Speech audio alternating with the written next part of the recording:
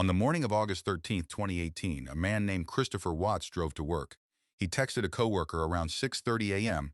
He clocked in at the Anadarko Petroleum job site in Weld County, Colorado. He went about his shift, just another Tuesday. A few hours later, he stood on his front porch and looked directly into a local news camera. His voice was calm, almost soft. I Shanann, just want Bella, them back. Celeste, if you're out there, I just just, I come just back. want them to come If back. somebody has her, just please bring them back. I need to see everybody again.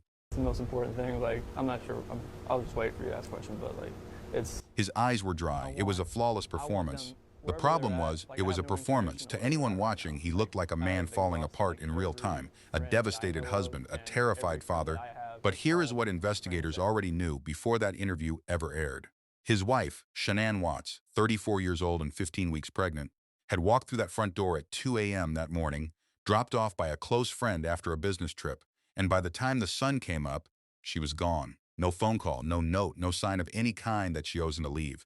Her phone was on the nightstand, her purse was inside, her car was in the driveway, her wedding ring was sitting on the nightstand next to the bed, and her husband had been at work since before 6 a.m. When a welfare check was called in and officers arrived at the house, they found no trace of Shanann or the girls. 4-year-old Bella or 3-year-old Celeste. Just a home that looked like everyone had stepped out and planned to come back, except they hadn't. And when Christopher Watts arrived home to meet with police, the very first thing he did, before letting a single officer through that door, was go inside alone. For over a minute, no one asked him to, no one told him to. He simply walked in, and the door stayed closed. What was he doing in there? That question would stay open for months. Investigators noted it, documented it, filed it alongside everything else that didn't fit. But before they could answer it, before anyone could answer it, they needed to understand who Christopher Watts actually was. Because the man on that porch and the man investigators were beginning to build a case around were not the same person, not even close. To understand why this case hit the country the way it did, why millions of people who had never heard of Frederick, Colorado knew this family's names within 48 hours, you have to understand what the Watts family looked like from the outside. Because from the outside, they looked like everything. Frederick, Colorado, Wyndham Hill subdivision, clean sidewalks, matching rooflines, houses that all feel new because they basically are. The kind of neighborhood where front porches go unused and people know each other mostly by sight. The Watts family lived at 2825 Saratoga Trail, a 5-bedroom, newly constructed home they had purchased for $399,000. By every surface measure, they were the neighborhood's definition of success. Young, attractive, a growing family, a nice truck in the driveway. Chris Watts was 33, quiet, lean from a recent period of deliberate weight loss. He worked at Anadarko Petroleum, first as a field operator, later promoted to field coordinator. Neighbors described him as calm, pleasant. The kind of man you wave to and forget about. That invisibility wasn't a flaw in who he was. It was the whole point. Shanann Watts was something different entirely, 34 years old.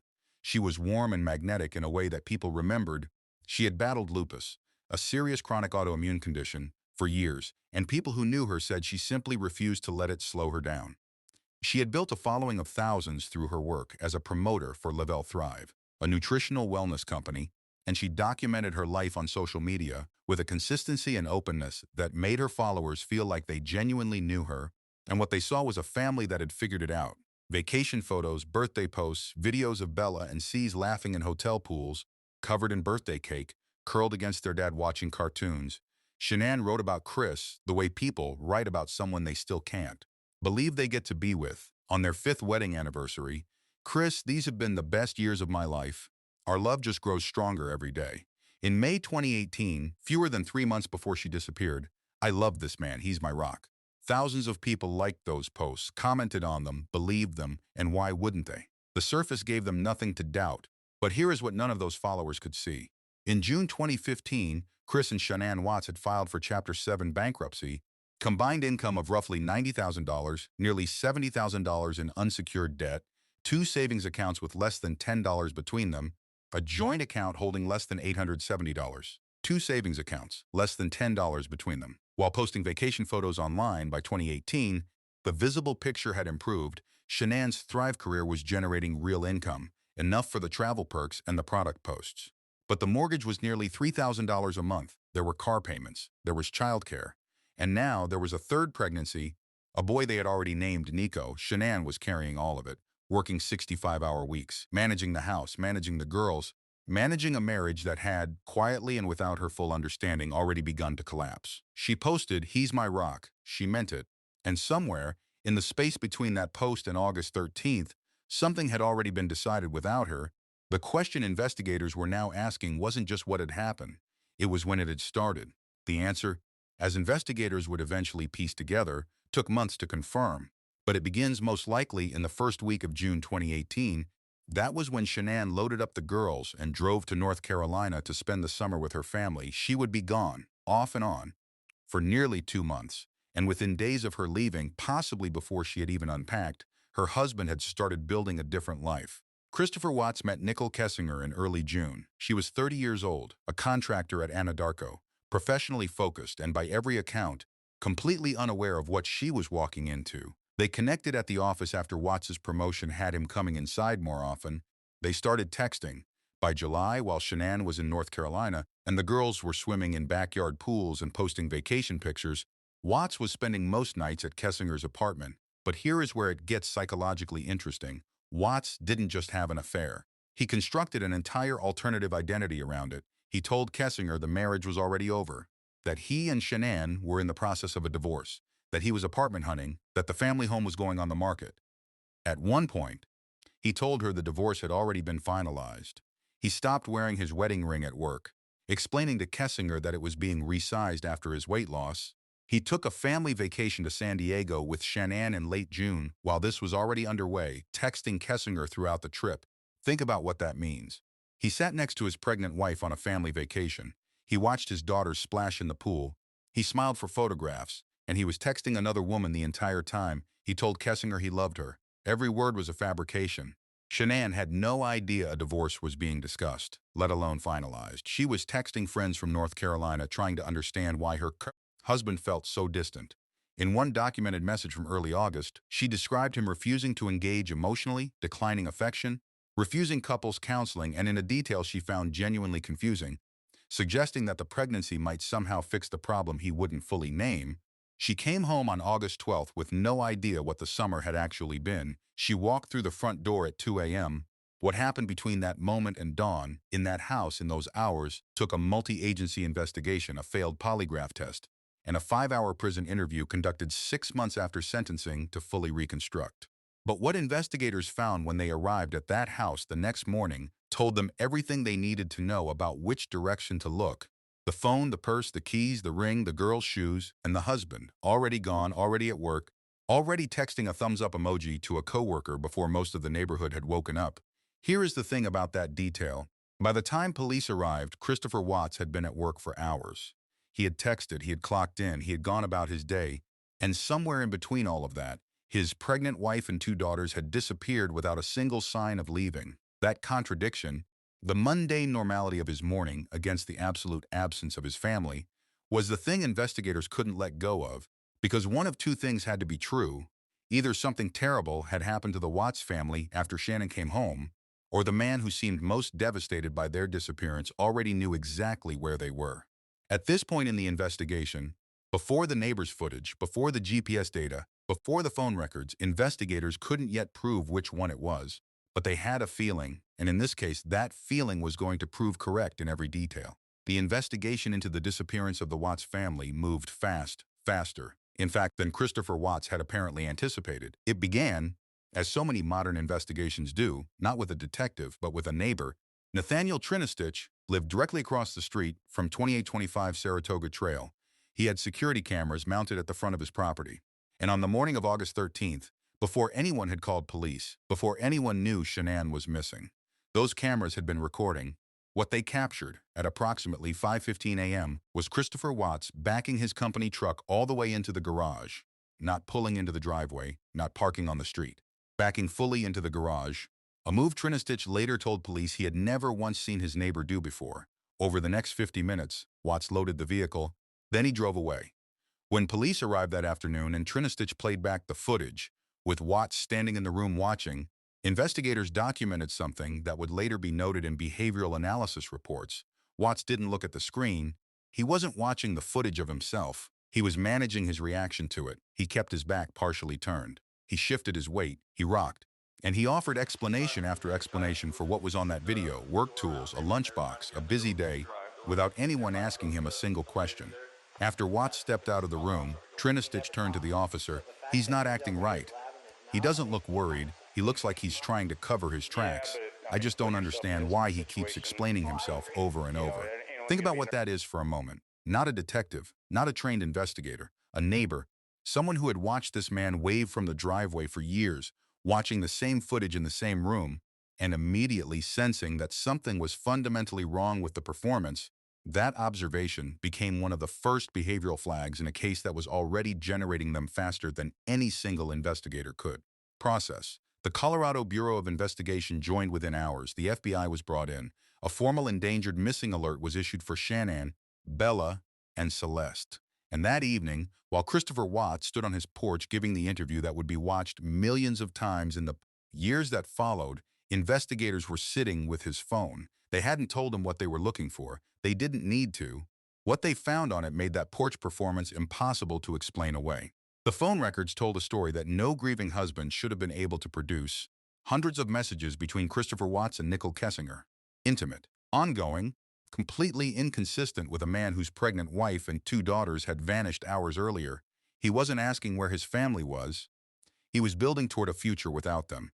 But investigators weren't just looking at tone, they were mapping a timeline, and buried in those records was something far more significant than the affair itself. On the evening of August 12th, the same evening Shanann was on a plane back to Colorado, Watts had been texting a coworker about his schedule for the following morning, specifically about visiting a remote Anadarko job site near Roggan, Colorado, and he had been explicit about wanting to go alone. "I can go out there, though," he wrote. "No sense in both of us going out there, lol." He sent a thumbs up when the coworker agreed to let him handle it solo.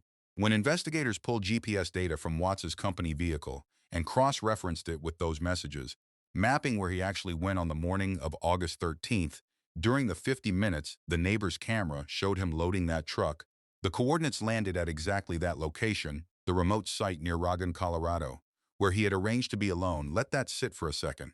The night before his wife came home from a business trip, the night before she disappeared, Christopher Watts had texted a coworker to make sure no one else would be at that site the next morning, and then he went there with his family.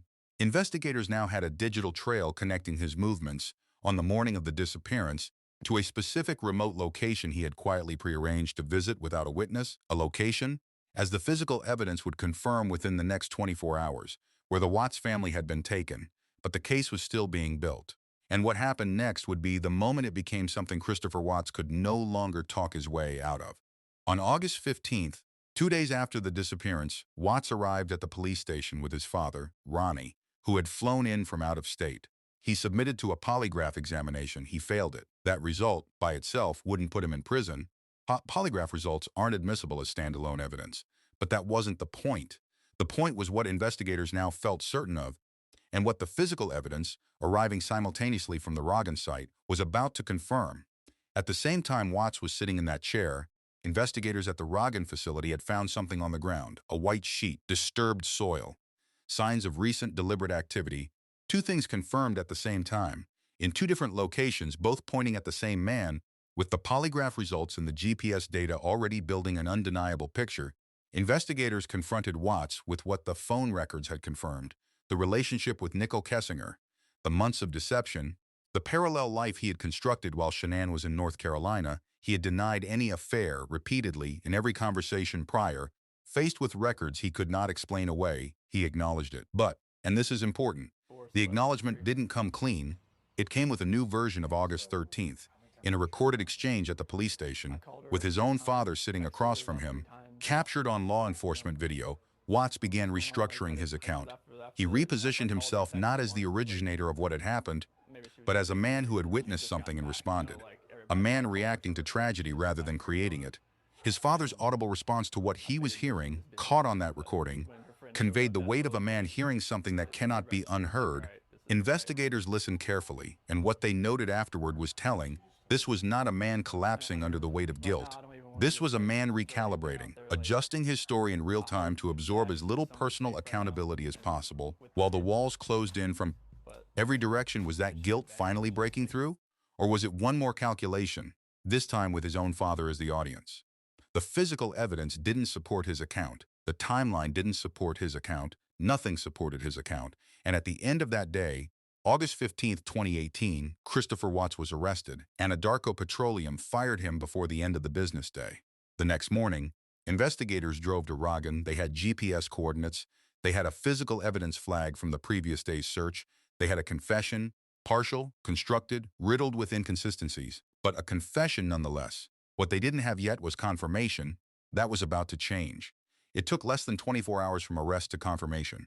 On August 16th, 2018, investigators conducted a full search of the Anadarko Petroleum facility near Roggan, Colorado, remote, rural, miles from the nearest neighborhood, surrounded by flat eastern Colorado land and oil infrastructure, the kind of place you'd only drive to if you knew exactly what you were looking for. They searched the grounds. They followed the physical evidence flags from the previous day, and then they stopped. They found Shanann first. Near one of the site's storage tank batteries, investigators discovered disturbed earth matching the physical disturbance they had flagged the day before. Shanann Watts was recovered there. Still wrapped in a sheet, she was 15 weeks pregnant with the son she and Chris had planned to name Nico. Bella and Celeste were recovered at the same facility, located within the site's storage infrastructure. The medical examiner later documented the cause and manner of death for each of them in the official case record. All three members of the Watts family had been at that location since the early morning hours of August 13th. Since the morning Christopher Watts drove to work and sent a thumbs-up emoji to a coworker. Since the morning he stood on the porch and said, into a news camera, "Please bring them back." For a moment, the investigation simply stopped. There was nothing left to find. There was only what had been confirmed and what that confirmation meant. The news broke on a Thursday afternoon. By Friday morning, it was everywhere. Morning shows, social media feeds, office conversations, the name Shanann Watts, which millions of people had seen in Thrive posts and anniversary captions and birthday videos, was now attached to something that the people who had followed her could not reconcile with the images they thought they knew. And for many of those people, a specific memory surfaced: the porch interview, the dry eyes, the calm voice, "Please bring them back." In Frederick, people drove to Saratoga Trail and left flowers outside the house, stuffed animals for the girls, cards, photographs. Shanann's parents, Frank and Sandra Zushek, released a statement. "Our daughter was a bright, loving mother who adored her children, and Bella and Cece were just that, bright lights." They asked that the death penalty not be pursued. They said they wanted justice, not more loss, in a Weld County holding cell. Christopher Watts was formally charged on 9 counts, 3 for first-degree murder, 2 additional counts for the victims being children under 12, 1 for the unlawful termination of a pregnancy for Nico, 3 counts of tampering with human remains 72 hours earlier. This had been a missing persons welfare check. Now, it was one of the most significant criminal proceedings in Colorado history, and the most unsettling detail, the one that would follow this case for years, still hadn't fully surfaced yet. Here is the detail that investigators, behavioral analysts, and legal scholars have pointed to consistently in the years since this case closed. Christopher Watts was caught before he confessed to anything, not by a dramatic interrogation, not by a breakthrough witness, not by forensic technology he hadn't anticipated. He was caught by a neighbor's home security camera, a GPS tracker on a company vehicle, and a phone full of messages he apparently believed no one would ever read this carefully. That matters, because it tells you something about how he thought this would go. The evidence had assembled itself layer by layer, each piece independent, each piece pointing the same direction. The neighbor's footage placed him loading his truck at 5:15 a.m. on August 13th in a way he had never done before. The GPS data confirmed he drove to the Roggan facility that morning, the precise location he had prearranged to visit alone the night before. The text exchange with his coworker established that the solo visit had been deliberate and planned, not incidental. The Kessinger phone records, spanning months of communication, confirmed that the image of a grieving husband he was presenting to the world was a performance built on the same foundation as every other performance he had given: careful, controlled, and completely disconnected from what was actually happening. The behavioral evidence, documented in body camera footage, in the neighbor's direct observation, in the analysis of his news interview, flagged a man managing information, not processing loss. The failed polygraph confirmed what the behavioral signals had already suggested. The physical evidence at Roggan confirmed what the GPS had already placed him near. The evidence wasn't finding Christopher Watts, it was waiting for him. By the time investigators sat across from Christopher Watts and confronted him with the affair, they had not come to ask questions. They had come to see how he would respond to a case that was already built. And his response, the revised account, the repositioned role, the manufactured version of August 13th, was simply the latest iteration of the same strategy he had been running for months. Control the story, control the narrative, stay calm. It had worked in his marriage. It had worked in his relationship with Kessinger. It had worked for about 48 hours with the police. That is worth pausing on. For 2 full days after his family disappeared, Christopher Watts stood in front of investigators, family members, news cameras, and neighbors, and maintained the performance. He expressed concern. He cooperated. He explained things no one had asked him to explain. He nearly got away with it. But eventually, every performance requires a version of events that the evidence will support, and this one didn't have one.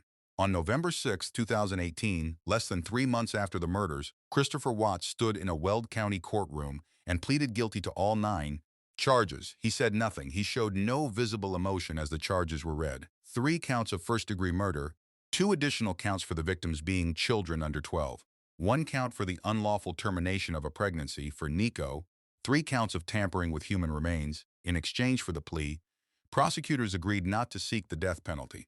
That agreement came at the explicit documented request of Shanann's family.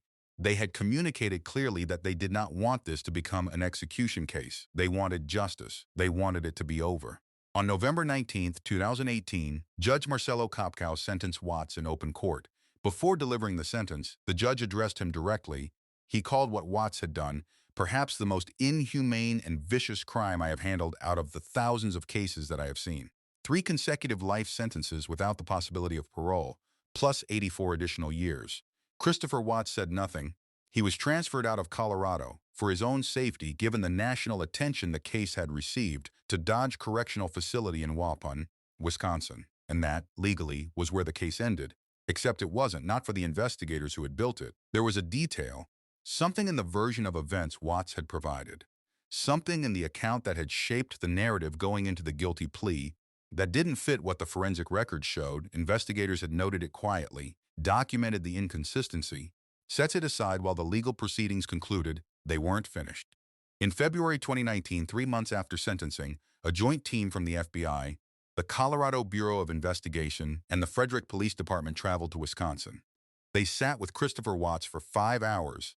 5 hours, the results of that interview, a 29-page CBI summary report, accompanied by approximately 5 hours of audio, were later released as part of the Weld County District Attorney's evidence release. What Watts said in that room would finally close the gap between what investigators had proven and what he had refused to fully admit. In that interview, Watts confirmed what investigators had long concluded. The earlier version, the one designed to reposition his role, to absorb minimum culpability, was false. He took full and unambiguous responsibility for the deaths of Shanann, Bella, Celeste, and Nico. He confirmed the timeline. He confirmed his movements. He confirmed what had occurred at the Rogan facility. And then he said, in his own words, as documented in the official CBI report, if I was thinking this wouldn't have happened, couldn't I have just saved my girls' lives?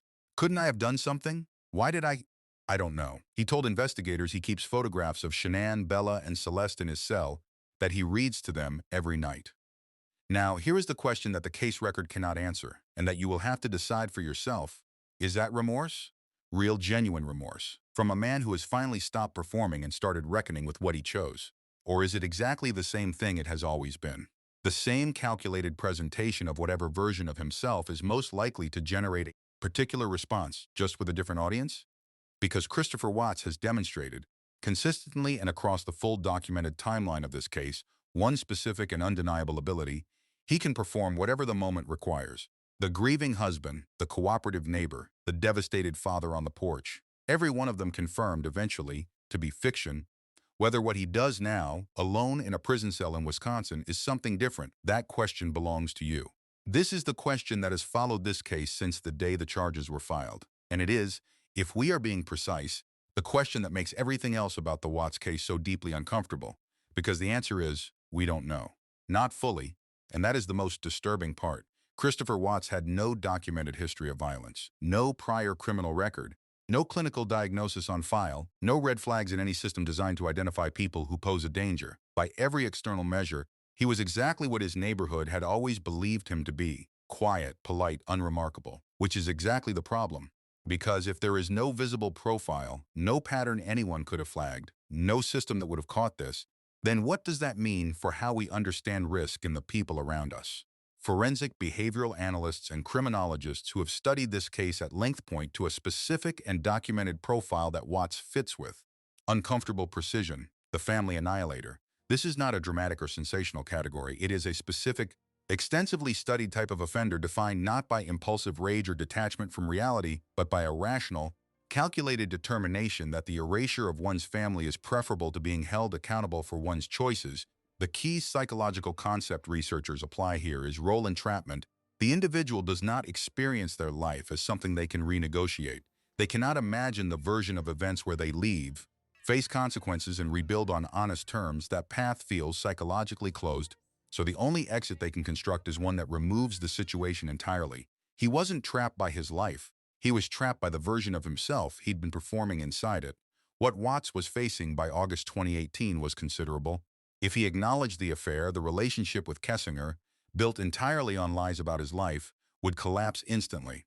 The divorce he'd told her was already final would reveal itself as a fiction. If Shanann pursued divorce proceedings, shared custody of 3 children, including a newborn he had told Kessinger might not even be his, years of financial and legal entanglement, every lie exposed simultaneously if the pregnancy continued, a permanent, irrevocable connection to a life he had spent 2 months telling someone else he was already free of.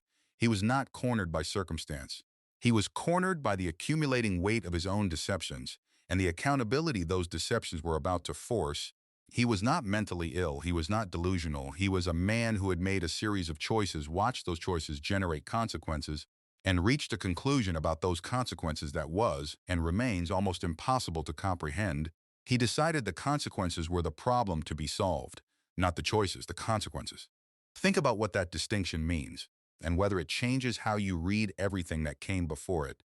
And the people he assigned that solution to were the people who had trusted him with everything. Shanann, who had called him her rock, who had told thousands of strangers that she loved him, who had come home in the early hours of August 13th still hoping something could be salvaged. Bella and Celeste, who had done nothing in this world except love their father completely and without reservation. And Nico, who never had the chance. Does that profile explain what Christopher Watts did? No, explanations and understanding are not the same thing. The profile tells us what kind of man he was. It does not and cannot tell us why that was enough, and that may be the most honest thing that can be said about this case. We know what happened. We know how it was discovered. We know what he admitted, and when and to whom. What we will never fully know is the interior of a decision like this one, the specific moment, if there was one, when a man looks at his family and chooses something else. Whether it arrives as a plan or as a feeling, whether it is sudden or whether it accumulates, that space between what the evidence confirmed and what it cannot reach is where this case will always live.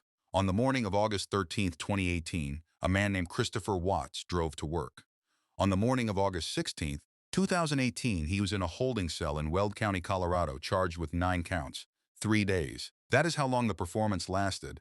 Years have passed since then. The house at 2825 Saratoga Trail sold. The family's belongings were dispersed. Shanann's Thrive pages, which once posted new content almost daily, went still.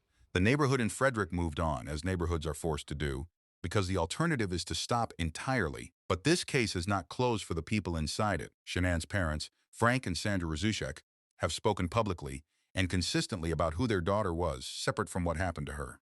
Not a case study, not a symbol, a person, a woman who fought her illness without complaint, who worked without stopping, who loved her daughters with a visibility that anyone who followed her could see was completely genuine. Nicole Kessinger cooperated fully with law enforcement from the beginning. She provided phone records, messages, and recorded interviews that became part of the case against Watts. Investigators found no evidence she had any knowledge of what he had done or was planning. She has since relocated, changed her name, and by all available accounts, tried to build a life disconnected from the investigation she was briefly, involuntarily, part of. She told investigators that learning what Watts had done was the worst thing she could imagine anyone going through. Christopher Watts has, by various reports, converted to Christianity in prison. He continues to receive correspondence from members of the public, some of it sympathetic in nature, a reality that has drawn sustained criticism from Shanann's family and from advocates who have spoken publicly about how cases like this get consumed and discussed online. He remains in Wisconsin, serving 5 life sentences He told the investigators who visited him in February 2019 that he reads to photographs of his family every night. That statement exists in the same case record as every other statement Christopher Watts made in the days following August 13th, the concerned husband meeting police at the door, the neighbor watching the security footage and offering unprompted explanations to a screen couldn't look at directly, the grieving father on a porch in front of a camera, all of which, every single one, was later confirmed to be performance. Whether what he does now in a Wisconsin prison cell is something different, that question belongs to you. The evidence cannot answer it.